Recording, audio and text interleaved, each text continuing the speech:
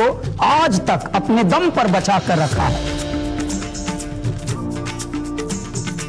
जी हाँ, हम बात कर रहे हैं हमारे फोक म्यूजिक यानी लोक संगीत की। यदि आप हैं फोक सिंगर, लोक गायक और चाहते हैं कि पूरा भारत का दिल आप जीत लें मंच पर आकर, तो दिए गए नंबर पर संपर्क करें। ये ऑडिशंस श्री राम अयोध्या आए हैं, श्री राम अयोध्या आए हैं, श्री राम अयोध्या आए हैं, श्री राम अयोध्या आए हैं। जय सिया राम सिया राम सिया राम, चले भगवान। जय सिया राम सिया राम सिया राम, चले भगवान।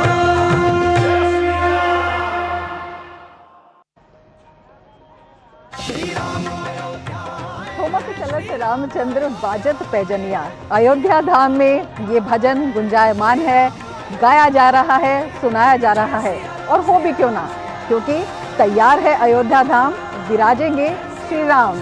और इसी विशेष कार्यक्रम में आप सभी का स्वागत है। मैं हूँ रमा त्यागी। अपने इस खास कार्यक्रम में हम लेकर आते हैं अयोध्या धाम से जुड़ी तमाम जानकारियाँ। किस तरह से सज रही है अयोध्या, संवर रही है अयोध्या, किस तरह से आ रहा है बदलाव, और इस बदलाव का साक्षी बन रहे हैं देश विदेश के लोग। और आप देख रहे हैं इसे डीडी न्यूज़ के माध्यम से। और आपको बता दें कि यहाँ पर लगातार श्रद्धालुओं के आने का सिलसिला जारी है।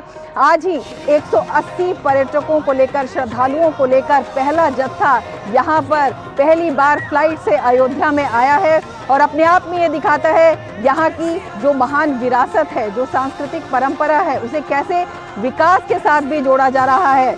नभ, जल और थल, सब तरह से जो कनेक्टिविटी है वो लगातार जुड़ रही है। और इस कनेक्टिविटी से अयोध्या में हो रहा है विकास, अयोध्या में हो रहा है विस्तार। और श्रद्धा की अविरल धारा लिए श्रद्धालु यहाँ पर पहुँच रहे हैं। देश के कोने कोने से यहाँ पर श्रद्धालु आ रहे हैं, आकर यहाँ पर सांस्कृतिक कार्यक्रमों का मंचन बन रहे हैं, साक्षी बन रहे हैं। यहाँ पर जो अद्भुत, नव्य, भव्य, दिव्य राम मंदिर है, उसकी विरासत का, उसको आगे पहुँचाने का, और इसके साथ ही वो इसके भागी भी बन रहे हैं। वो इसमें अपना योगदान देना चाहते हैं, अपना अंशदान देना चाहते हैं। और केवल देश ही नहीं, विदेशों से भी यहाँ पर जो दर्शक हैं वो आ रहे हैं, जो श्रद्धालु हैं वो आ रहे हैं।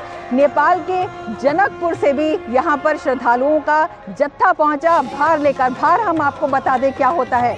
जनकपुर माँ जानकी का मायका कहा जाता है, और वहाँ से जो लोग आए हैं वो माँ जानकी के लिए यहाँ पर उपहार लेकर आए हैं। यहाँ पर जो तमाम जो भी साज की, श्रृंगार की, उपहार की वस्तुएं होती हैं, उन्हें भार कहा जाता है।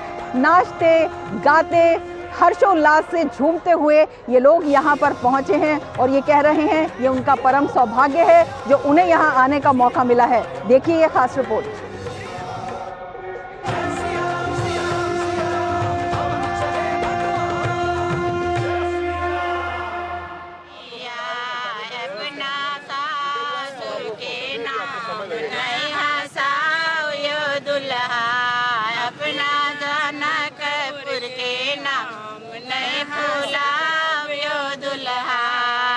नेपाल के जनकपुर धाम यानी माता सीता की जन्मस्थली से राम की जन्मस्थली अयोध्या तक 1100 टोकरी लेकर 251 लोगों का जत्था अयोध्या पहुंचा, तो उनका भव्य स्वागत हुआ।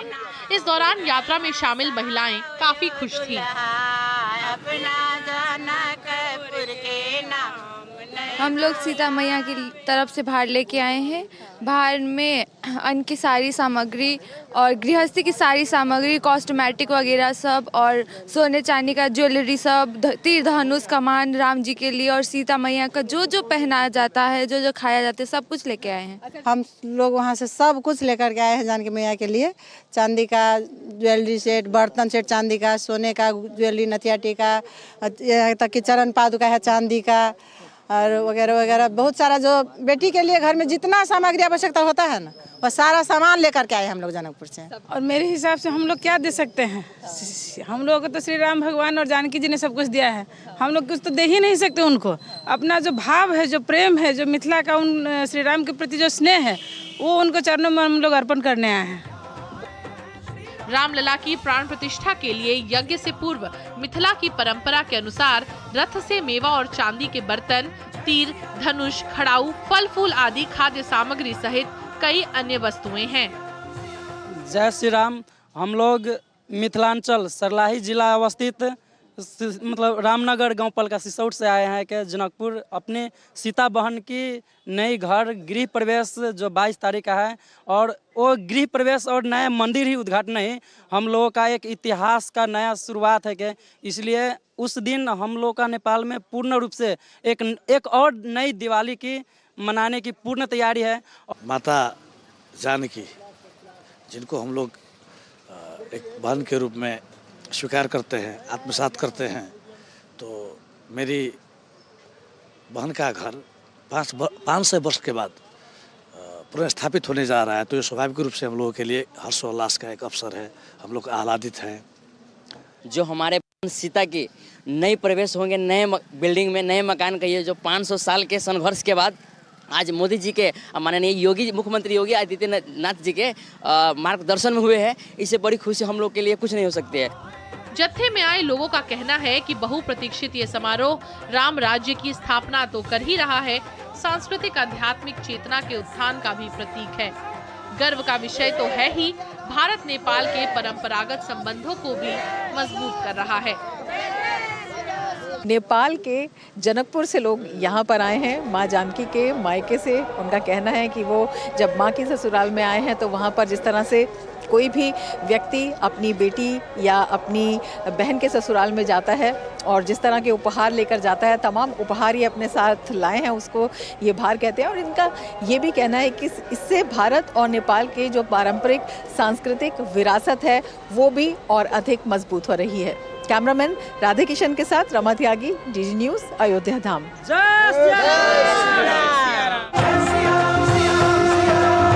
सृष्टि के कण में है राम, तो सृष्टि के कण कण में है राम, विराट स्वरूप है श्री राम का, लेकिन उन्हें भावों से भी बांधा जा सकता है। ये यहीं पर आकर पता चलता है कि किस तरह से भगवान भावों में बंधकर भगवान जो भक्त हैं उनकी प्रार्थना पर, क्योंकि राम की इच्छा के बिना कुछ नहीं हो सकता, वो खुद अब बाल रूप में विराजमान हो रहे हैं। किस तरह का है उनका बाल विग्रह, क्या है ये परंपरा, किस तरह का ये है स्वरूप, आइए दिखाते हैं इस खास बातचीत में।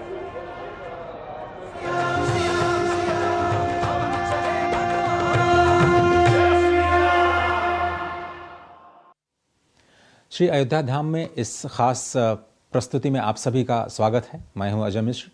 इस वक्त हमारे साथ बहुत ही खास मेहमान इस प्रोग्राम में हैं श्री सत्येंद्र दास जी महाराज, जिन्होंने श्री रामलला विराजमान के साथ 32 वर्षों से ज़्यादा का समय बिताया। बहुत बहुत धन्यवाद महाराज जी।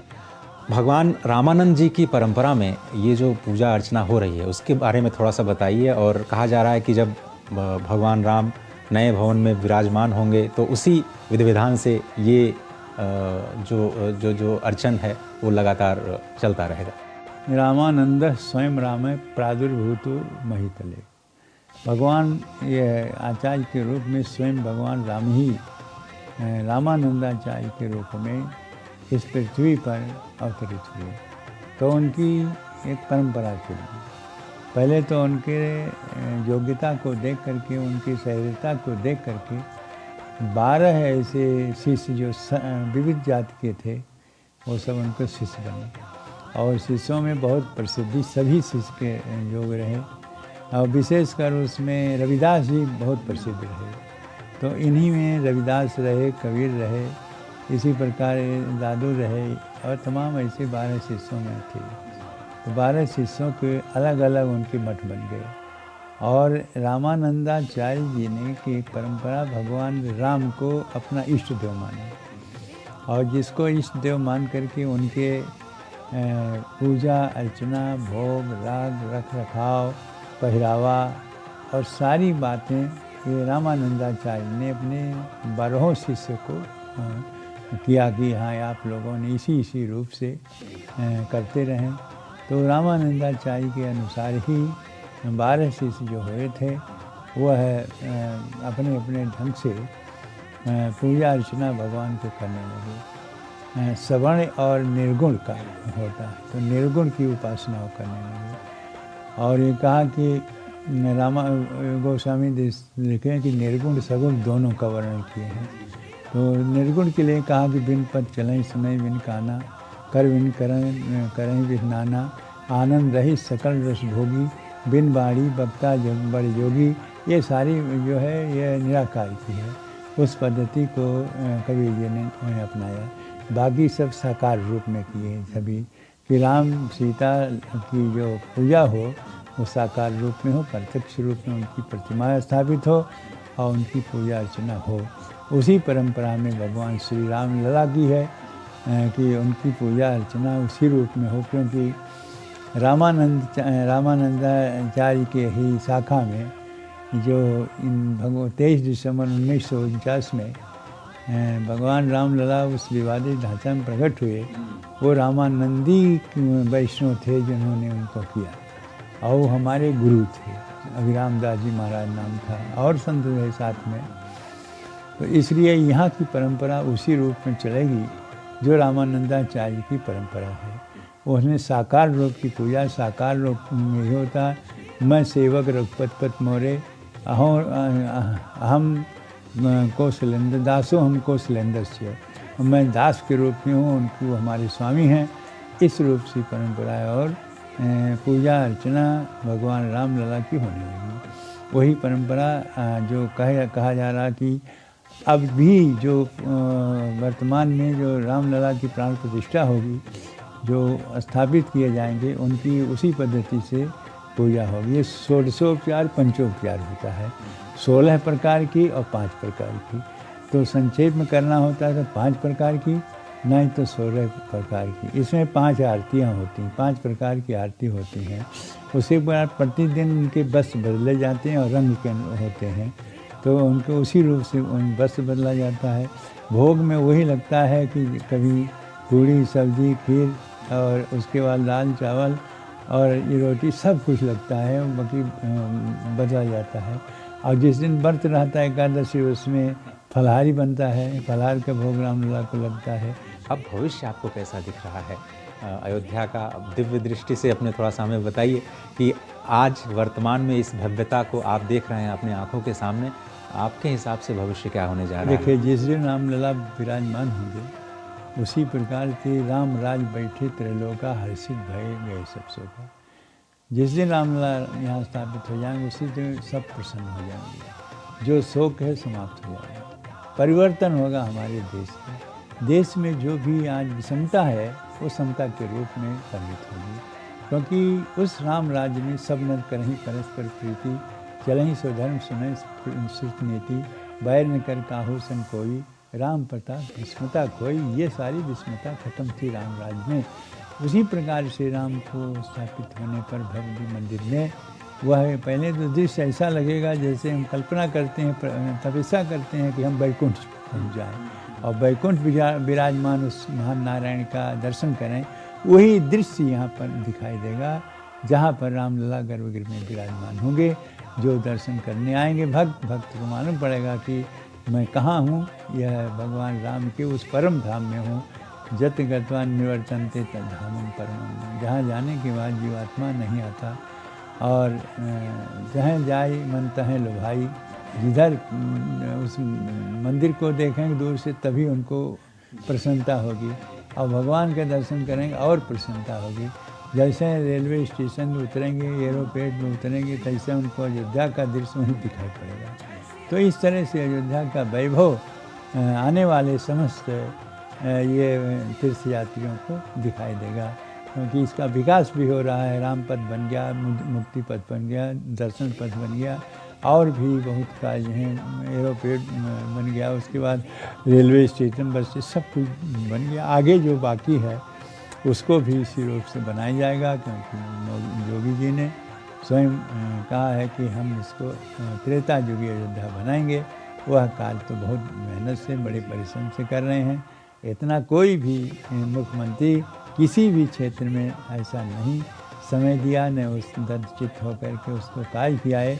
बहुत बहुत कृपा के लिए बहुत बहुत आपका धन्यवाद। तो इस खास प्रस्तुति में सिर्फ इतना ही, लेकिन प्रतीक्षा सभी को है और हम सभी लोग उसी व्यग्रता के साथ उस क्षण की प्रतीक्षा कर रहे हैं जब हम नए रूप में भगवान श्री राम के दर्शन कर पाएंगे। फिलहाल इस खास प्रस्तुति में इतना ही। पूरी टीम को दीजिए इजाजत।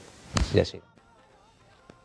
और आपको बता दें कि भारत ने अंतरिक्ष में एक नया कीर्तिमान रचा है। जी हाँ, इस वक्त की बड़ी खबर आपको बता दें, अंतरिक्ष में नया कीर्तिमान रचते हुए अपनी अंतिम कक्षा में स्थापित हुआ है आदित्य L1। तो एक बड़ी खबर, इस वक्त की ब्रेकिंग न्यूज आपको बता रहे हैं। इसरो ने आदित्य L1 को कक्षा में स्थापित किया है। भारत ने अंतरिक्ष के क्षेत्र में ये नया कीर्तिमान रचा है।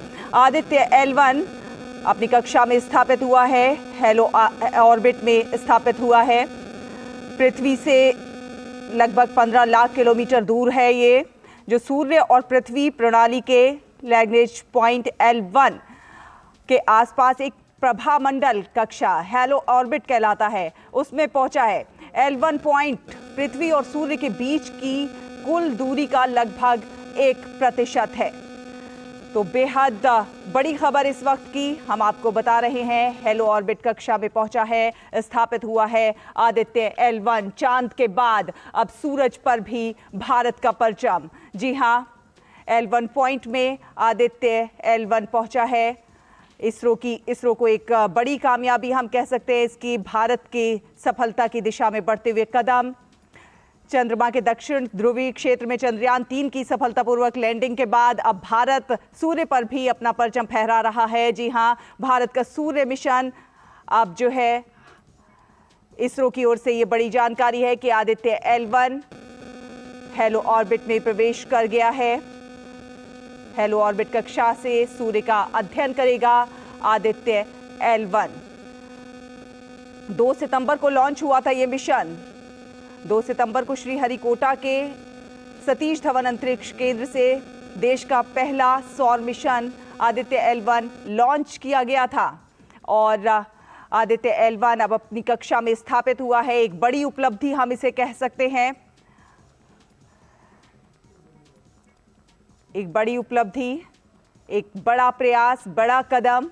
इसरो ने आदित्य L1 को अपनी कक्षा में स्थापित किया। हेलो ऑर्बिट कक्षा में ये स्थापित हुआ है। भारत अंतरिक्ष के क्षेत्र में नए नए कीर्तिमान स्थापित करता हुआ, नए नए कीर्तिमान रचता हुआ हेलो ऑर्बिट कक्षा से सूर्य का अध्ययन करेगा आदित्य L1। पृथ्वी से लगभग 15 लाख किलोमीटर दूर है ये L1 पॉइंट। प्रधानमंत्री नरेंद्र मोदी ने एक्स पर पोस्ट करके इसरो को बधाई दी है। जी हाँ, सूर्य के रहस्यों का पता लगाएगा आदित्य L1।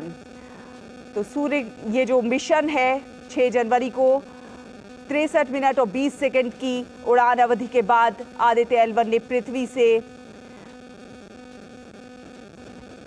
दूर कक्षा में सफलतापूर्वक ये, और आदित्य L1 का जो लक्ष्य है, पहले सूर्य पृथ्वी लैग्रेंजियन बिंदु L1 के चारों ओर एक प्रभामंडल कक्षा से सूर्य का अध्ययन करना है, जो पृथ्वी से लगभग 1.5 मिलियन किलोमीटर दूर है। जहां जैसे जैसे पृथ्वी सूर्य के चारों ओर घूमती है, L1 बिंदु जो है वो भी घूमेगा। हेलो ऑर्बिट की संकल्पना भी कहते हैं कि कुछ ऐसी ही है।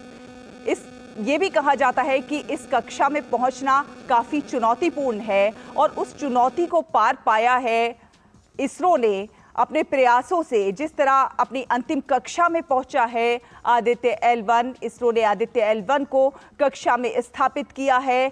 अंतरिक्ष के क्षेत्र में भारत का एक और नया कीर्तिमान आदित्य L1 अपनी कक्षा में स्थापित हुआ है, हेलो ऑर्बिट में स्थापित कर दिया गया है। L1 पॉइंट वो स्थान है जहां पर पृथ्वी और सूर्य दोनों ग्रहों के गुरुत्वाकर्षण के बीच एक संतुलन रहता है। L1 बिंदु पर पहुंचने के बाद आदित्य L1 और सूर्य के बीच अब किसी प्रकार की कोई परेशानी नहीं होगी। उपग्रह के इलेक्ट्रॉनिक्स उपकरण जब तक काम करेंगे तब तक वो सूरज को देखता रहेगा, उसका अध्ययन करता रहेगा। आदित्य L1 करीब अगले 5 साल तक काम करता रहेगा, अध्ययन करता रहेगा और तमाम जो इंफॉर्मेशंस है वो लोगों तक पहुंचाएगा। आदित्य L1 के बारे में अगर आपको बताएं तो ये 7 वैज्ञानिक पेलोड से लैस है। सभी इसरो और राष्ट्रीय अनुसंधान प्रयोगशालाओं द्वारा ये स्वदेशी रूप से विकसित किए गए हैं। ये भी एक बहुत बड़ी बात है कि ये स्वदेशी रूप से विकसित किए गए हैं। और ये पेलोड विशेष रूप से विद्युत चुंबकीय कण, चुंबकीय क्षेत्र डिटेक्टरों का उपयोग करके फोटोस्फीयर, क्रोमोस्फीयर और सूर्य की सबसे बाहरी परतों का निरीक्षण करने के लिए डिजाइन किए गए हैं। एक बड़ी उपलब्धि बीते 2 सितंबर को आदित्य L1 का प्रक्षेपण किया गया था। प्रधानमंत्री नरेंद्र मोदी ने बधाई दी है। प्रधानमंत्री नरेंद्र मोदी ने कहा है कि भारत ने एक और उपलब्धि हासिल की है। अपनी अंतिम कक्षा में स्थापित हुआ है आदित्य L1। इसरो ने आदित्य L1 को कक्षा में स्थापित किया। प्रधानमंत्री नरेंद्र मोदी ने भी एक्स पर पोस्ट करके बधाई दी है। प्रधानमंत्री नरेंद्र मोदी ने कहा है कि India creates yet another landmark. India's first solar observatory Aditya L1 reaches its destination. It is a testament to the relentless dedication of our scientists in realizing among the most complex and intricate space mission. I join the nation in applauding this extraordinary feat. We will continue to pursue new frontiers of science for the benefit of humanity.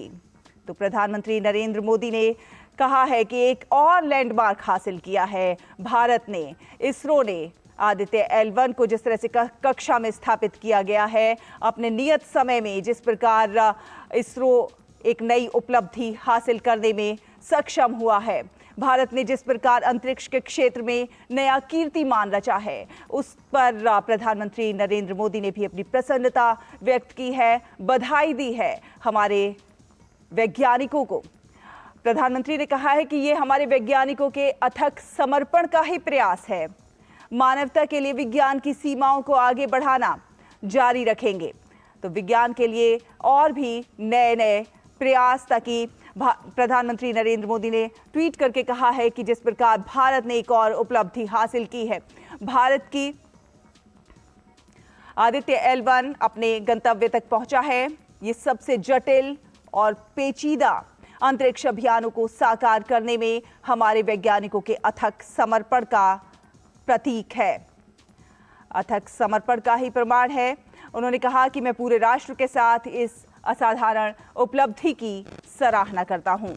हम मानवता के लाभ के लिए विज्ञान की नई सीमाओं को और आगे ले जाते रहेंगे।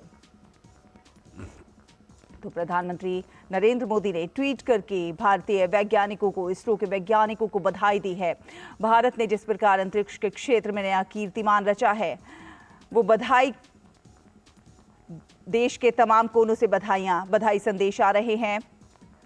प्रधानमंत्री नरेंद्र मोदी ने खुद ट्वीट करके, एक्स पर पोस्ट करके इसरो के वैज्ञानिकों को बधाई दी है। उन्होंने कहा है कि अंतरिक्ष अभियानों को साकार करने में हमारे वैज्ञानिकों का जो अथक समर्पण है, ये उसी का प्रमाण है कि आज भारत सूर्य के रहस्यों को पता लगाने के लिए आदित्य L1 को उसकी कक्षा में स्थापित किया है। 2 सितंबर को इसका प्रक्षेपण किया गया था और आज नियत समय के अंदर हेलो ऑर्बिट कक्षा में ये स्थापित हुआ है।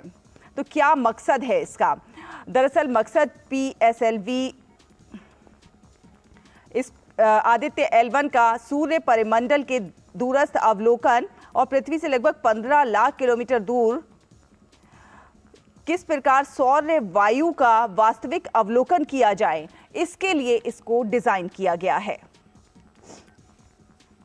सौर वातावरण में गतिशीलता, सूर्य के परिमंडल की गर्मी, सूर्य के सतह पर जो सौर भूकंप या फिर जो कोरोनल मास इंजेक्शन या CME जिसे कहते हैं, सूर्य के धधकने से संबंधित जो गतिविधियां होती हैं और उनकी जो कुछ विशेषताएं होती हैं, और पृथ्वी के करीब अंतरिक्ष में मौसम की संबंधी जो कुछ समस्याएं होती हैं, उसको समझने के लिए लंबे समय से कोशिशें की जा रही थी। और अजय हमारे संवाददाता अजय हमारे साथ जुड़ गए हैं ज़्यादा जानकारी के लिए।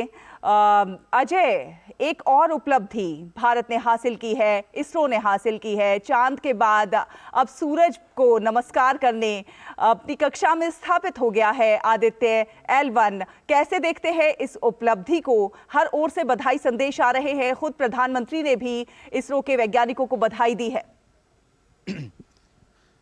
जी बिल्कुल सही कहा आपने शैला। और जिस तरह से 2024 की हम बात करें तो 2024 के पहले ही दिन इसरो ने बहुत बड़ी खुशखबरी दी जब विशेष विशेष रेस का अध्ययन करने के लिए जो हमारा सैटेलाइट है उसको प्रक्षेपित किया गया और वो भी बहुत बड़ी सफलता थी। स्पष्ट तौर पर इसरो के चेयरमैन ने उसी दिन ये कह दिया था कि अब अगला कदम जो है वो सूरज की तरफ होगा और आज वो दिन आखिर आ ही गया कि इस वक्त 15 लाख किलोमीटर की दूरी पर जो आदित्य L1 है वो अपनी कक्षा में सफलतापूर्वक प्रक्षेपित किया जा चुका है, वहां पर सफलतापूर्वक पहुंच चुका है। ये बहुत बड़ी उपलब्धि है। और आप जिस तरह से देखिए कि 2024 भारतीय स्पेस सेक्टर के लिए कई मील के पत्थर लगाने जा रहा है। पूरी दुनिया की निगाह इस चीज पर है कि भारत का स्पेस इंडस्ट्री में जो अभी बहुत ही छोटा योगदान है वो कैसे बढ़ करके 10 से 20% तक पहुंचता है। 2030 तक हमारा लक्ष्य है। और स्पष्ट तौर पर एस सोमनाथ साहब जो कि इसरो के चेयरमैन, उन्होंने कहा है कि ये साल गगनयान का साल होने जा रहा है। तो आप देखिएगा कि 2024 के पहले ही दिन जो आपको खुशखबरी मिली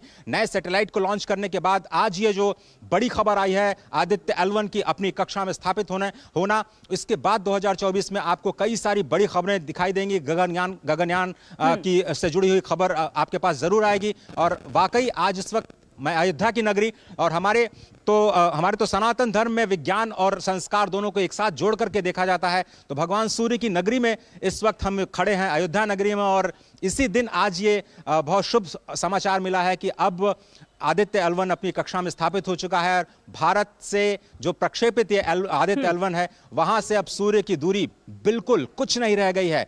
तो अब भारत सूरज के तरफ एक और कदम आगे बढ़ा चुका है। और आप जानते हैं कि इस वक्त अयोध्या को और भी अधिक प्रसन्नता होगी, क्योंकि कहा जाता है कि जो भगवान श्री राम है सूर्य वंश में उनका जन्म हुआ।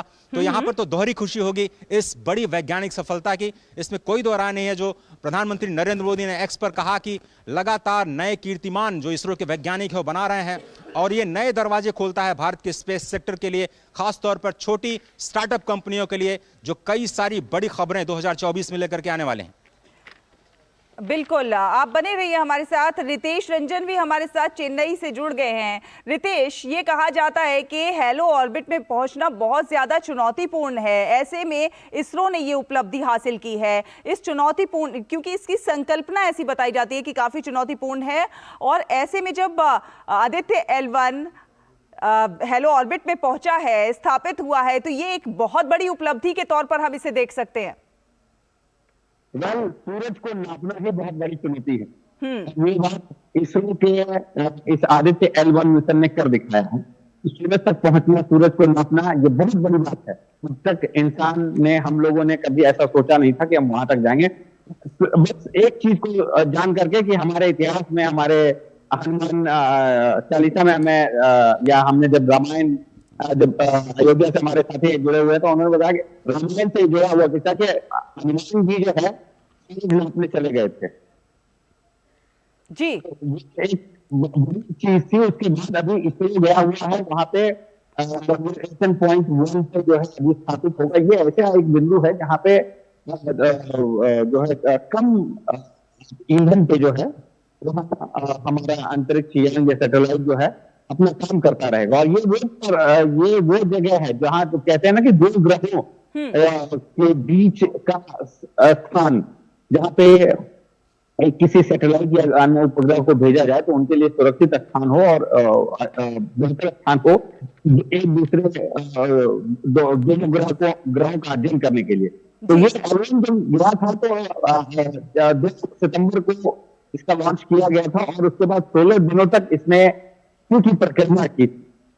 जी रितेश जी, चलिए अभी इस पर और बात करेंगे और इसकी और विशेषताओं को जानने की कोशिश करेंगे। अपने दर्शकों को ये भी बताएंगे कि आदित्य L1 किस प्रकार काम करेगा, क्या कुछ उपलब्धियां हासिल हुई है और क्या कुछ इंफॉर्मेशन ये दर्शकों तक, हमारे लोगों तक पहुंचाएगा, तो इस पर भी बात करेंगे। फिलहाल इस बुलेटिन में इतना ही। बहुत धन्यवाद हमारे साथ जुड़ने के लिए, हमारे दर्शकों से अपडेट साझा करने के लिए। फिलहाल इस बुलेटिन में इतना ही। श्री राम अयोध्या आए हैं, श्री राम